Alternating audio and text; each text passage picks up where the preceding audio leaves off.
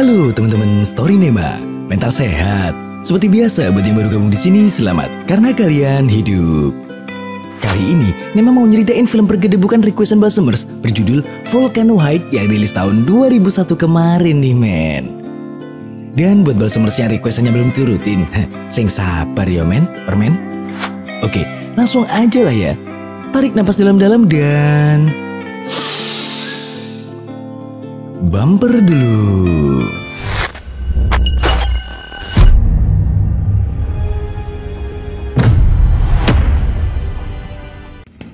Dongeng diawali dengan seorang murid kutu kupret bernama Kyungsu. Ini makhluknya yang lagi diserang gurunya gara-gara molor di dalam kelas.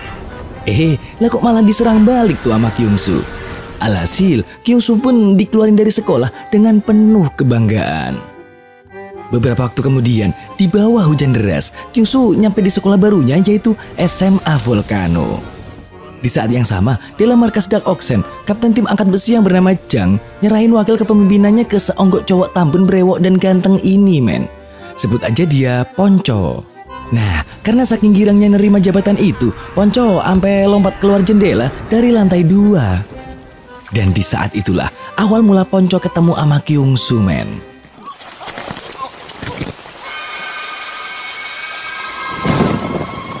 Oke, Kyungsu memasuki SMA Volcano nih. Kyungsu yang lagi nyari ruang kepsek nggak sengaja ketemu sama dedek gemes aduhai bernama Chae-i, sang kapten dari tim Kendo. Tentu aja, di kamret langsung terpesona dan jatuh cintrong tuh sama kegemesan dek Chae-i. Sedangkan dek Chae-i kali ini muncul lagi seorang petarung terbaik di SMA Volcano yang bernama Song. Dan diketahui kalau Song ini punya kekuatan supranatural men. Nah, entah kebetulan atau gimana, Kyungsu yang lagi nyari ruangan capsek, lah kok malah nabrak Song tuh. Karena Song gak pernah ngeliat nih kampret, tentu aja dia nanya dong. Dan begitu ngerasain kekuatan supranatural dari murid kampret di depannya, Song pun menjajal kanuraganya.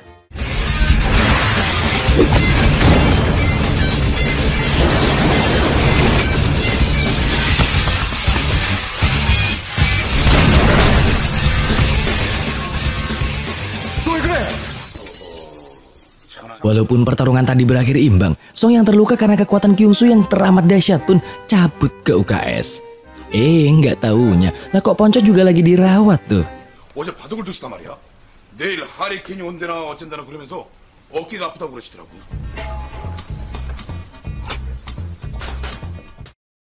Di ruang guru, Wakase kesiswaan ngewanti-wanti Kyungsu agar nggak bikin onar lagi di sekolah itu, kayak kelakuan-kelakuan Kyungsu di sekolah sebelumnya.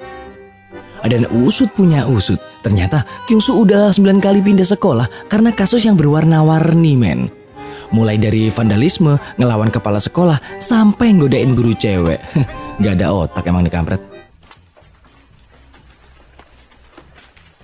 Singkat cerita, Kyungsu akhirnya diterima di sekolah itu dan saat ini dia memperkenalkan diri di depan kelas. Awalnya sih kelas berasa kayak pasar, sampai tiba-tiba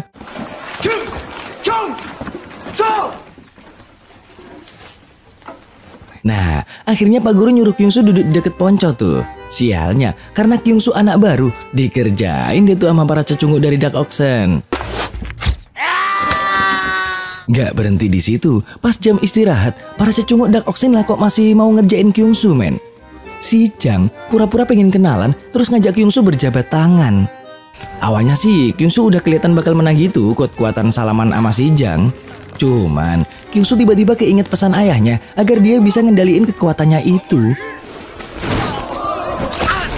Abis kejadian itu, Jang sama antek-anteknya masih aja pengen ngajar salah seorang murid yang lagi makan di kantin. Sampai tiba-tiba Song yang baru nongol langsung ngehentiin perbuatan si kampret Jang. Dan faktanya, si kampret Jang ini ternyata takut tuh sama Song. Ya karena Song adalah petarung terbaik di sekolah Volcano. Apalagi dia juga menguasai teknik supranatural.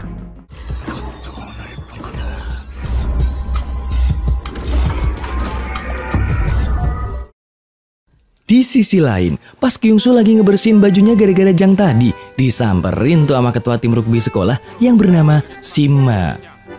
Ternyata Sima juga menyadari kekuatan supranatural Kyungsu, terus nawarin Kyungsu buat gabung ke dalam timnya. Tentu aja Kyungsu nolak, soalnya kali ini Kyungsu cuma pingin fokus sekolah doang.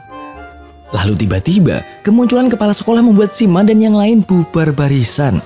Karena saat itu kepala sekolah sedang mencoba jurus barunya, yaitu jurus mata juling menahan nafsu yang dipakai para guru buat ngehindarin pertanyaan sulit dari para murid. Pas di kelas, Jang lagi ngerencanain sesuatu buat ngerebut kekuasaan di SMA Volcano dari genggaman Song. Bahkan, Jang juga berencana buat ngambil manuskrip, men. Di mana manuskrip sendiri adalah batu yang tersimpan dalam kotak naga dengan berisikan kekuatan yang sangat besar. Kekuatan manuskrip itu juga bisa melihat segala hal dan menguasai kebenaran. Atas dasar itulah, Jang semangat banget buat ngedapetin tuh manuskrip. Di sisi lain, kepala sekolah beserta wakilnya lagi santuy main catur nih ceritanya. Di sela-sela permainan, lah kok wakil kepala sekolah terus-terusan ngebahas soal manuskrip. Dan karena kelihatan kalau terobsesi banget sama tuh manuskrip, Pak Kepala Sekolah pun bertanya-tanya siapa yang udah nyebarin rumor tentang manuskrip itu. Waktu pun berlalu dengan kenceng. Gak diduga, sang kepala sekolah ternyata juga menguasai teknik supranatural, men. Bahkan, Pak Kepsek bisa nyalain lilin tanpa menyentuhnya. Namun entah kenapa, mendadak badai datang dan angin berembus dengan kenceng. Dan kepala sekolah pun tiba-tiba jadi kayak disantet gitu, men. Keesokan harinya, jam 7 pagi, perawat datang ke aula dan nemuin daun beracun penyebab kulit Pak Kepala Sekolah jadi berbintik, memar, dan kelihatan kayak kehipnotis. Perawat itu pun menduga kalau kemungkinan pelakunya adalah orang yang sangat menginginkan manuskrip itu. Dan menurut dia, orang yang paling dicurigai adalah Song. Atas dugaan itu, Song pun kemudian dibawa ke ruang tahanan sekolah. Di dalam tahanan itu, Song seolah ngelihat bayangan kepala sekolah yang seakan-akan berpesan dengan nyerahin buku yang berisi ilmu bela diri. Namun tiba-tiba, buku itu menghilang dan Song pun kembali tersadar. Geser ke wakil kepala sekolah yang lagi ngebuka kotak manuskrip rahasia di ruang Kepsek. Ternyata dia nggak nemuin apa-apa tuh di dalam kotak itu. Karena kesel ya kan, Wakasek pun berteriak sekencang-kencangnya. Dan dari sini kita bisa tahu kalau wakil kepala sekolah ternyata juga menginginkan manuskrip itu, men. Bisa jadi dialah pelaku sebenarnya yang udah bikin kepala sekolah jadi kayak gini. Gak lama mendadak terjadi keributan tuh di sekolah. Jang dan gengnya mulai melancarkan aksi untuk menguasai sekolah. Jang memulai aksi itu dengan menumbangkan kelompok rugby yang dipimpin Sima, kelompok judo, dan banyak kelompok lainnya sehingga perang perebutan kekuasaan pun tak terhindari. Namun pada akhirnya, Jang ngasih waktu 2 hari buat siapa aja yang bisa ngalahin dia, termasuk Dek Chae-i, men. Gak lama, Sima yang gak terima habis diserang Jang pun nyusun strategi dan ngajak kelompok lain serta kelompok Chae-i buat gabung lawan Jang. Tapi diskusi itu gak nemu kesepakatan apapun, men. Soalnya semua ketua pada rebutan jadi pemimpin. Di sisi lain, ternyata Jang dan wakil kepala sekolah bersatu buat ngedapetin manuskrip. Bahkan mereka juga memanfaatin keadaan mumpung Song sedang dipenjara dan murid-murid jadi nggak terkendali. Karena faktanya selama Song ada, para murid nggak banyak bicara dan nggak banyak bikin kericuhan. Tapi mirisnya, nggak cuma pengen ngedapetin manuskrip, wakil kepala sekolah juga manfaatin Jang untuk ngedapetin posisi kepala sekolah, men. Di lorong sekolah, pas si kampret Kyungsu lagi jalan santuy sama Ponco, diajakin gabung kelompoknya lagi tuh sama Sima. Nah, pas lagi seru-serunya, lah kok mereka tiba-tiba diserang sama wakil ketua kelompok Kendo. Alhasil, Kyungsu pun mamerin kanuraganya. Walaupun berhasil ngalahin tuh cecungu, Kyungsu yang belum bisa ngendalin kekuatannya malah... Atas kejadian itu, Kyungsu akhirnya juga dipaksa gabung ke kelompok Kendo. Namun siapa sangka, Dek Chae-i, sang ketua kelompok Kendo malah minta maaf atas perbuatan wakilnya dan gak mau maksa Kyungsu untuk gabung. Tapi begitu Kyungsu mau keluar, kelompok Jang mendadak nerobos pintu, men. Awalnya mereka pikir Jang bakal merealisasikan tantangannya kemarin. Ternyata malah...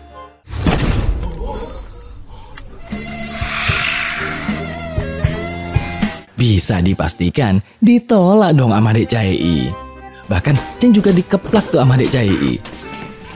Ngelihat dedek kempasnya mau direbut orang, sang kampret pirang pun menunjukkan kejantanannya. Alhasil, duel Kyungsu dan Jang pun terjadi.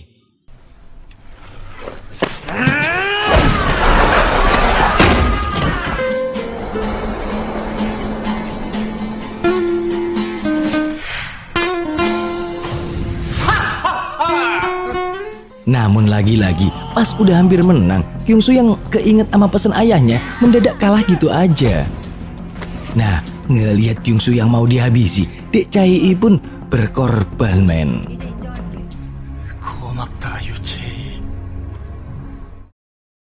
Keesokan harinya, muncul sosok guru baru bernama Pak Ma ngajar di kelas Kyungsu nih ceritanya. Ternyata, Pak Ma ini adalah mantan guru Kyungsu dan juga punya kekuatan supranatural yang dahsyat, men. Di samping itu, saat ini banyak guru-guru baru berdatangan ke SMA Volcano. Dan faktanya, itu adalah ide wakil kepala sekolah buat nguasain sekolah itu. Bahkan, wakil kepala sekolah juga minta bantuan kelompok guru baru ini buat ngedapetin manuskrip, men. Nah, karena nggak betah sama kelakuan guru baru ini, wakil ketua Kendo pun nantang guru baru itu untuk bertarung di halaman sekolah. Di sisi lain, Kyungsu yang lagi makan ramen sama Dek Chae disamperin anak buahnya dan dikasih tahu tentang pertarungan wakil ketua. Ngedenger itu, Chae dan Kyungsu pun langsung gercep ke TKP. Namun sayang seribu sayang, kelompok Kendo udah diratain, men. Tentu aja Dek Chae pengen ikut ngelawan, tapi Pak Ma malah nyuekin Dek Chae dan malah negor Kyungsu. Disinilah Chae akhirnya sadar akan kekuatan yang dimiliki Kyungsu, men. Jadi gini, dulu di sekolah lamanya Kyungsu sebenarnya nggak pernah mau kalau diajak gelut sama siapapun. Soalnya dia tahu kalau dia punya kekuatan super. Tapi ya gitu, orang-orang masih aja terus-terusan ngeganggu dia. Sedangkan Kyungsu sendiri dapat kekuatan itu pas dia masih kecil, men. Saat itu Kyungsu jatuh ke dalam akuarium yang berisi belut listrik. Nah, dari situlah Kyungsu kemudian memiliki kekuatan supranatural yang sangat kuat. Saat ini, pas di tengah jam pelajaran, Kyungsu kehipnotis tuh sama kedatangan seorang cewek dari jendela sekolah. Kyungsu pun langsung loncat dari lantai 2, terus ngikutin tuh cewek sampai ke hutan bambu, men. Ternyata, cewek yang ngehipnotis Kyungsu ini adalah kembaran Shinma. Nih cewek ngerayu-ngerayu dan ngajak Kyungsu gitu biar mau masuk kelompok rugby. Sampai tiba-tiba Pak Ma nongol dan langsung ngasih pelajaran ke Kyungsu gara-gara bolos jam pelajaran. Alhasil, pertarungan super pun tak terhindari.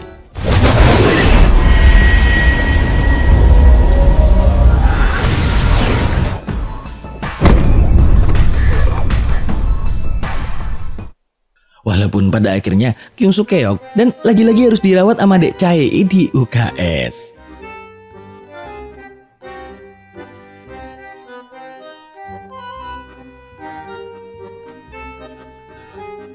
Setelah pulih, Kyungsu nyamperin Song di penjara nih ceritanya. Dia ngajak Song bersatu buat ngadepin sang guru baru yang rese abis. Lah kok ditolak? Udah gitu, Song malah nantang Kyungsu, men. Walaupun tujuan Song adalah ngelatih Kyungsu yang belum bisa ngendaliin kekuatannya dengan baik. Alhasil,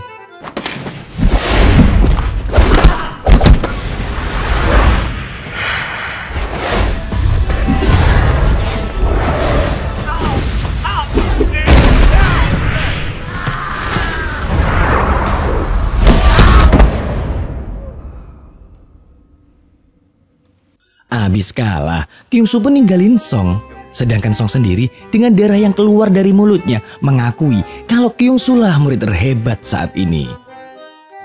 Di sisi lain, Kyungsu menyendiri ke kamar mandi sekolah dengan niatan mau belajar agar bisa ngendaliin kekuatannya. Sedangkan Dek Chae yang pengen ganti pakaian karena basah kuyup abis disiram Ponco pun salah masuk kamar mandi. Namun faktanya, ini adalah ide Ponco biar Dek Chae sama si kampret Kyungsu makin deket. Dan di saat itulah, Chae akhirnya ngelihat kekuatan Kyungsu yang begitu dahsyatnya.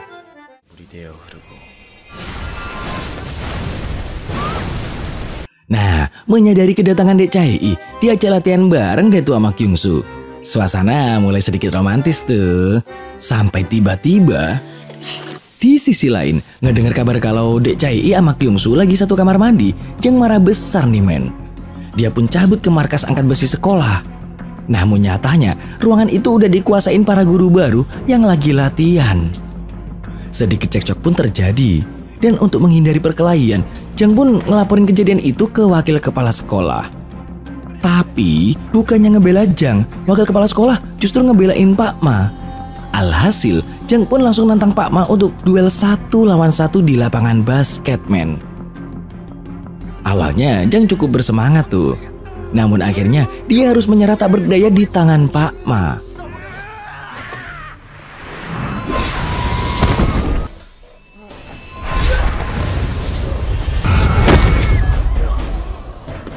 Gak lama, hujan deres banget, men.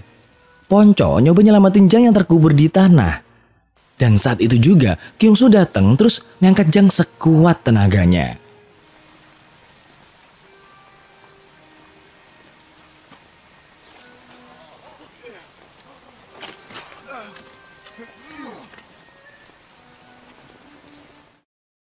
Beberapa waktu kemudian, para kelompok guru baru bermaksud melakukan pencucian otak ke para ketua kelompok murid di sekolah yang dipimpin langsung oleh wakil kepala sekolah.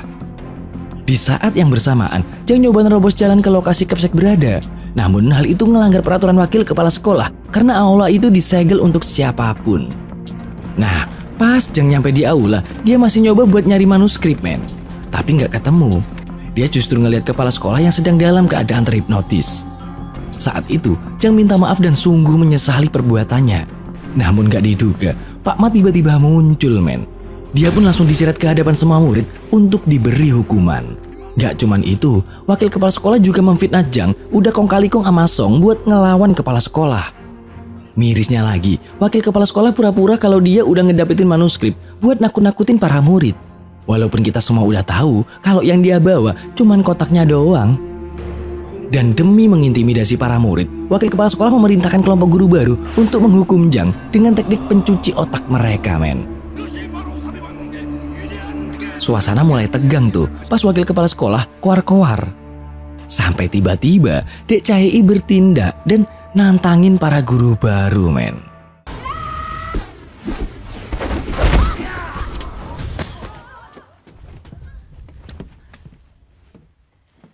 Gak tahan ngeliat Dek Chae-i yang tak berdaya, Kyungsoo pun nyegah dia dan ngegantiin buat ngelawan para guru. Tapi lagi-lagi yang harus dia lawan adalah Pak Ma. Dan pertarungan antar pengguna kekuatan supranatural pun dimulai.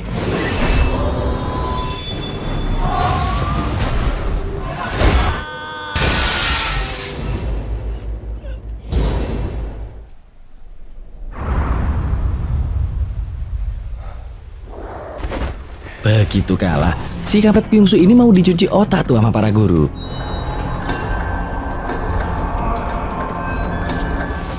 Lah kok Jang mendadak muncul ngebantu Kyungsoo? Bahkan Jang kelihatan lebih kuat dari sebelumnya dan berhasil ngalahin beberapa guru, men.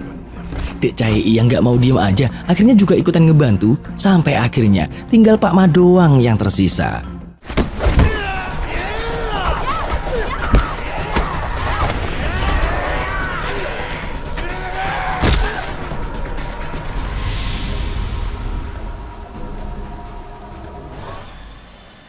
Dengan sekuat tenaga, Jang nyoba ngelawan Pak Ma. Tapi tetap aja dia kalah telak dan harus terhempas.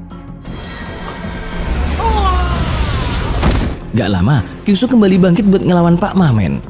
Namun sialnya, dia harus tumbang setelah menerima jurus tendangan palu dari Pak Ma.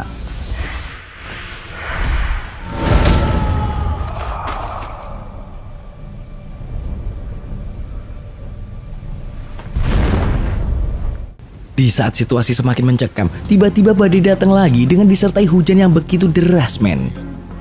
Dalam momen inilah, kekuatan Kyungsoo tiba-tiba kembali. Kyungsoo pun mengendalikan air di sekitar untuk dijadikan senjatanya seperti saat latihan di kamar mandi sekolah.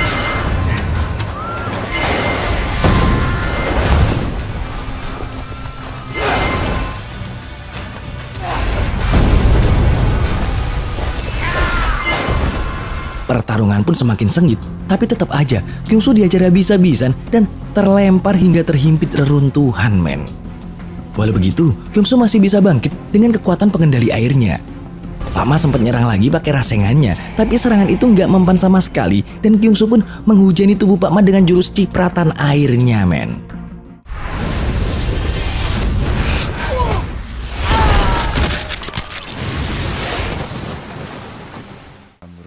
Ngelihat Pak Ma yang udah keok, Kyungsoo pun mulai nargetin wakil kepala sekolah dan berhasil numbangin dia bahkan tanpa menyentuhnya.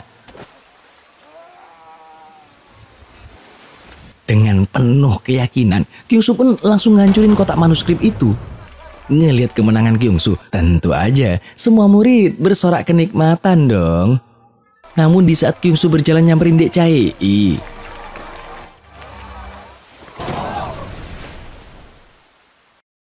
waktu pun berlalu dengan kenceng. Suasana sekolah udah kondusif lagi nih ceritanya. Tapi lagi-lagi Jang nantang Kyungsoo, men. Karena menurut dia gak mungkin ada dua singa di dalam satu kandang. Dan begitu pertarungan dimulai,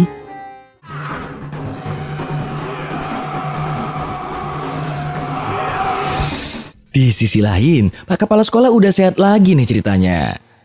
Dan terungkaplah sebuah kebenaran kalau informasi soal manuskrip itu cuma kebohongan yang dibuat Pak Kepala Sekolah, men.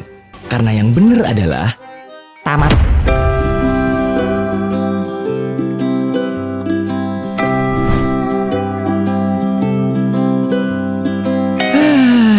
Capek.